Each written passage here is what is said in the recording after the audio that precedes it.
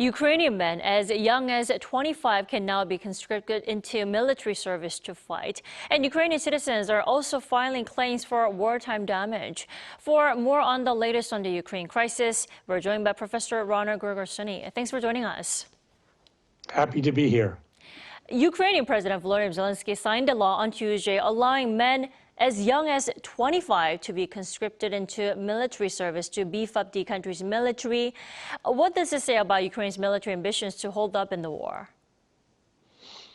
It's very clear that there's a shortage of manpower in Ukraine, and the Ukrainians are having trouble getting people to the front. There's even been resistance and some people fleeing, trying to leave the country. It's been a long war, 2 years. It's a very disastrous war for the Ukrainians, and young people want to see their lives in a different way. So many are resisting going to the front, and it's necessary to lower the age of conscription so that you can field people against the Russians. Well, how much of a difference will this change bring to the war, though? Not much, I'm afraid. Let's not forget how many times Russia is larger than Ukraine. Its population 4 times larger, etc. So the Russians can field people more easily than the Ukrainians. This is an imbalanced war. Ukraine is a much smaller country, and it's now having problems, as you know, also with receiving ammunition, artillery, and other things they need to hold the Russians back.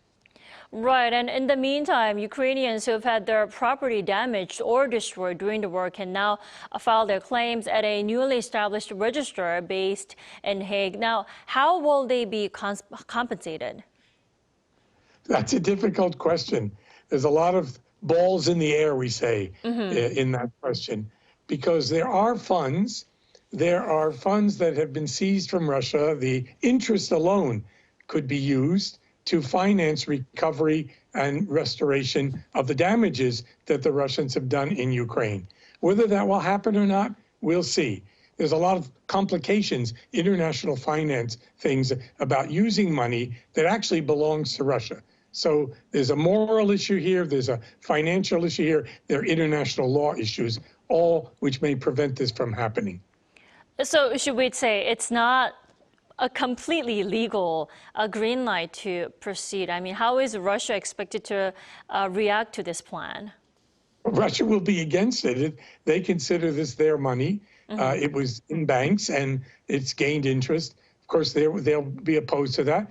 But Russia is guilty of this war. Russia launched this war. It was an act of aggression. It's done enormous damage in Ukraine.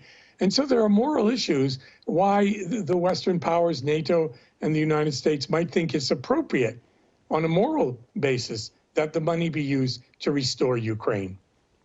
Right, and NATO chief has reportedly proposed $107 billion a 5-year package deal to aid Ukraine. Can we see that the proposal is designed to guard any cut in the U.S. support that may follow a return to the White House by Donald Trump? Exactly right. First of all, the United States has had trouble supplying both ammunition and funding to the Ukrainians because of resistance by Republicans in Congress. And President Biden has been trying very hard to get that money out and has been so far unsuccessful. So people like Jens Stoltenberg realize we need something more predictable.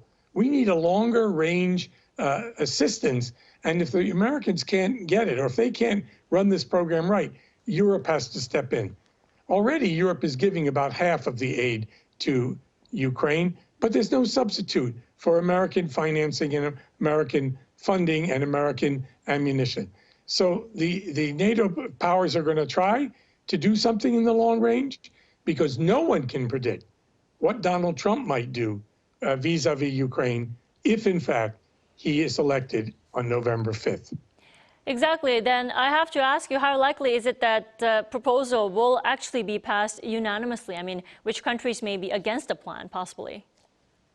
You probably know very well that the country that will stand in the way most particularly is Putin's friend, Viktor Orban's country, that is Hungary. And these decisions by NATO, it's sort of like the old 17th century Polish Commonwealth, where one vote can, in fact, stop legislation from going through. All decisions in NATO have to be made unanimously, and Orban and Hungary may stand in the way. All right, let's see how that gets unfolded. Thank you so much for joining us this morning. You enjoy the rest of your evening there. Thank you very much.